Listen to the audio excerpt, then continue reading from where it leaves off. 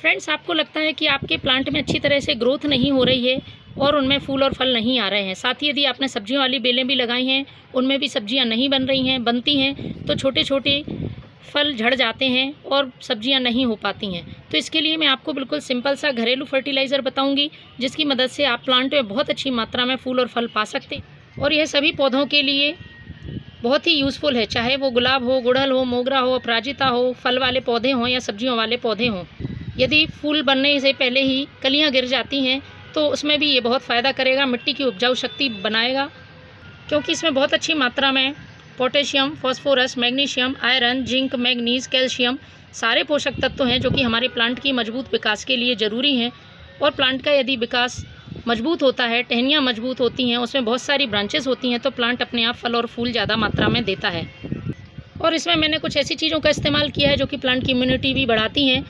बारिश के मौसम में प्लांट में बहुत ज़्यादा इंसेक्ट अटैक होता है। उन इंसेक्ट अटैक को रोकने के लिए यदि आप इस तरह से इम्यूनिटी बूस्टर कोई चीज़ प्लांट को देते हैं तो प्लांट में इंसेक्ट बहुत कम मात्रा में लगते हैं और प्लांट इंसेक्ट से सुरक्षित रहता है। तो आपको समय समय पर ये इस फर्टिलाइज़र का यूज़ करते रहना चाहिए। बिल्कुल होममेड फ्री का जैविक फर्टिलाइज़र है। इसमें आपको कहीं बाहर जाने की ज़रूरत नहीं है, घर में ही उपलब्ध चीज़ों से मैंने इसे बनाया है। लेकिन इसको बनाने के पहले और यूज़ करने के पहले आपको कुछ बातों का ध्यान रखना है। पहली बात, बहुत ज़्यादा तेज़ बारिश हो रही हो, लगातार बारिश हो रही हो, तब आपको इस फर्टिलाइज़र को नहीं डालना है, क्योंकि ये लिक्विड फर्टिलाइज़र है और यदि बारिश ज़्यादा होगी तो ये पानी के साथ बह जाएगा, प्लांट को किसी तरह का इसका फ़ायदा नहीं होगा। दूसरी बात, यदि आपके प्लांट में किसी तरह की फंगस है या फिर किसी तरह का इंसेक्ट अटैक है तो आपको पहले उसको हटाना होगा, जिससे कि ये फर्टिलाइज़र प्लांट में अपना अच्छी तरह से काम कर सके। यदि प्लांट में बहुत सारे इंसेक्ट होंगे, प्लांट बीमार होगा, तो ये फर्टिलाइज़र प्लांट को नहीं लग पाएगा। दूसरी बात ये है कि प्लांट में इस तरह से ये गीले फूलों को हटाते रहना है, जिससे कि ये मिट्टी में गिर के फंगस ना बनाए। इसके बाद चलिए शुरू करते हैं किस तरह से आपको फर्टिलाइज़र बनाना है। मैंने ये फर्टिलाइज़र किन किन चीज़ों से बनाया है और इसका यूज़ कैसे करना है। तो इसमें आपको लेना है 2 केले का छिलका, फ्रेश केले का छिलका लिया हुआ है मैंने। साथ ही इसमें 2 सूखे हुए नींबू के छिलके लिए हैं। केले के छिलके में बहुत अच्छी मात्रा में पोटेशियम होता है और जो नींबू के छिलके हैं वो प्लांट को इम्यूनिटी देते हैं। साथ ही मिट्टी के पीएच को एसिडिक करते हैं, जिससे कि प्लांट में बहुत अच्छी मात्रा में फूल आते हैं।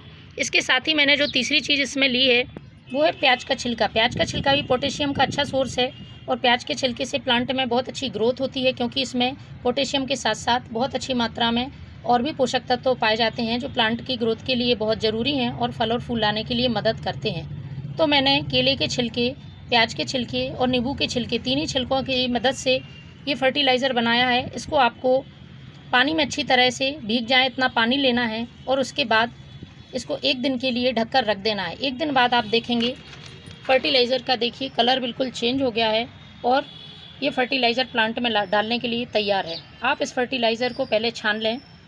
देखिए, छानने के बाद हमें ये फर्टिलाइज़र मिला है। कुछ इस तरह से छिलके गल जाने चाहिए। ये नींबू के छिलके पूरी तरह से गल गए हैं, तब हमारा फर्टिलाइज़र अच्छी तरह से तैयार हो जाता है। इसके बाद इसे डाइल्यूट करना है। तो जितनी मात्रा में फर्टिलाइज़र था उसकी 2 गुनी मात्रा में सादा पानी मिला लिया है और ये फर्टिलाइज़र बिल्कुल तैयार है। आप अपने प्लांट की सॉइल में इसको पॉट की साइज़ के हिसाब से डाल सकते हैं। तो फ्रेंड्स, आप भी बनाएं। यदि आपके प्लांट में फूल नहीं आ रहे हैं तो इस फर्टिलाइज़र से आने लगेंगे। Thank you.